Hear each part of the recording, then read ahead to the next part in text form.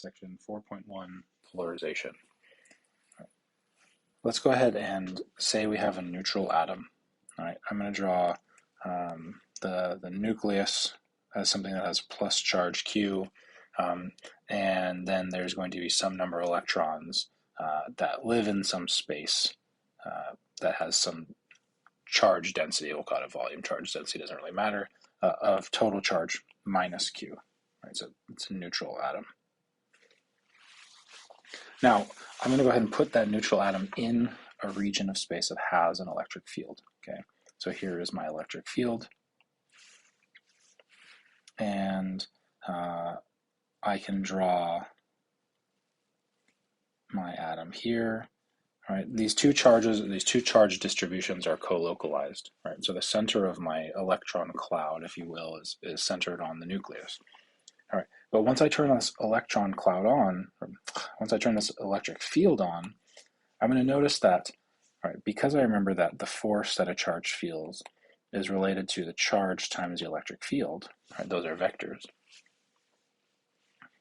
that the positive charge is going to want to move to the right some amount.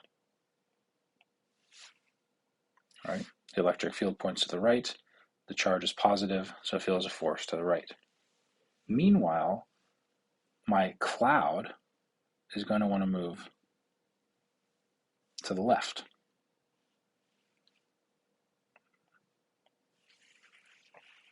I've drawn this very exaggerated, but in the end, you're going to get something that looks like this. All right, where here is the center of my electron cloud, and here is where my nucleus is. All right, I have a minus charge and a plus charge, and I have then created a dipole by putting a neutral atom in an electric field. Okay. Now this actual shift is really small, but a constant electric field can polarize an atom. Okay. An electric field polarizes an atom because you generate, different kinds of forces on different components of your atom. All right, so let's talk about that more.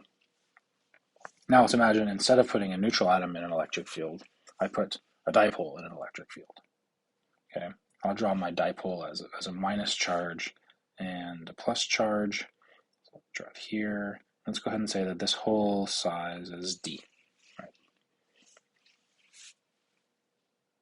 Some atoms, like water, some molecules like water molecules, have an intrinsic dipole moment about them. I can put all of this in an electric field. That's my E. And then I can just write what the force is that each of these parts of my dipole feel. I'm approximating this dipole as just 2 point charges that are separate.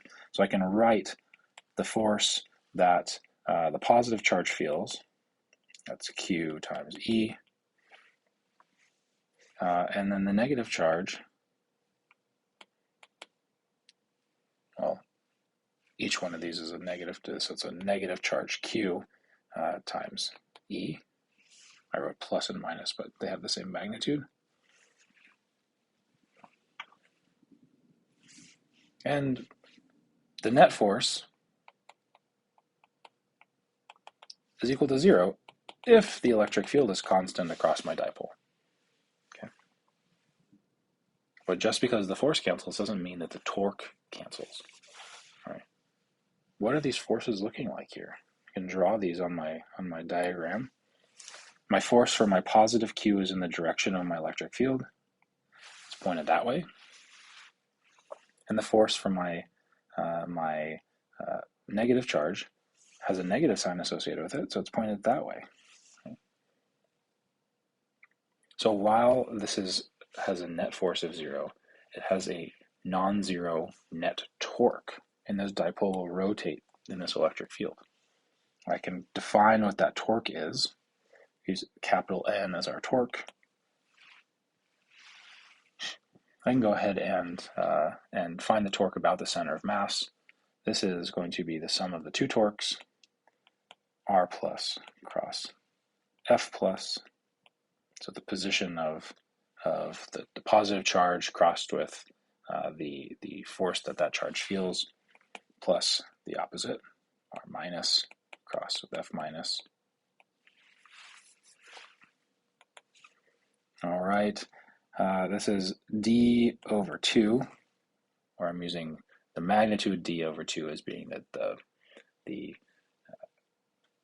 distance between the center of mass and the charge, but the vector to denote that this is there's a specific direction associated with it. That's crossed with q times e. All right, we wrote what F plus was above. You can write this one. This is the opposite of that position vector that I had previously written, crossed with minus q times e. See how those minus signs cancel out. And I'm left with, the q is a constant, so I can come out with a qd cross e. What's q times d? It's just the dipole moment crossed with my electric field. That is the torque that my dipole feels.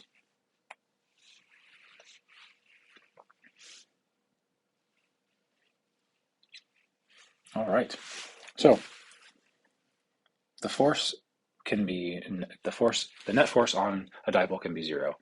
That can still generate a torque, right? But what was the condition that we had to require, or that we require the electric field to have, so that we had no net force on our dipole? We required that this, looks like I didn't finish writing that thought, that the net force is 0 if this electric field was constant. What if I have a dipole that sits in an electric field?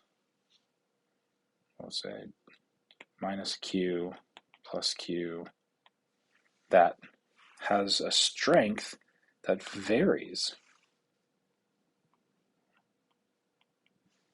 in space.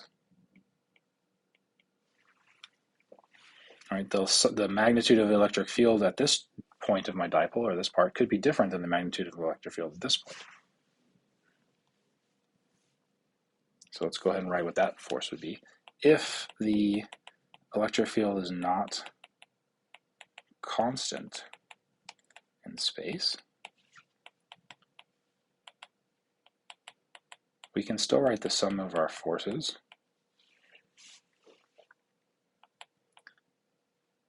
We can write this as E plus, what's a minus sign, minus E minus.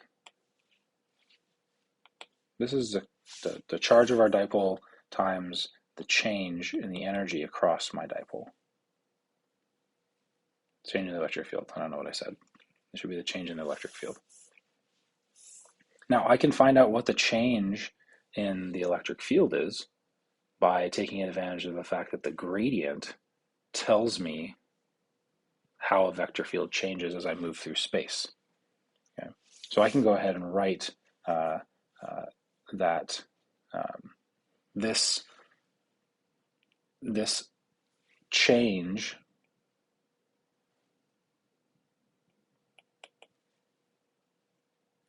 is related to the gradient as I go through some path. All right.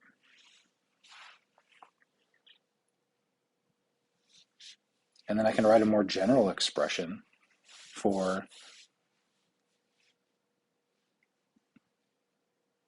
this change, where this change in the electric field is equal to the displacement, or the path that I travel, dotted with the del operator times the electric field. All right, this is an interesting thing right here. This is a scalar operator. It has a dot product in it, so the product, so that dot product is a scalar. That scalar acts on this via the derivatives inside of the del operator. So I plug that into my above expression, and I can get that the force that a dipole feels if the electric field is not constant is the dipole moment dotted with the del operator times the electric field, right? Where this D has turned into P because now you have a Q coming into the term.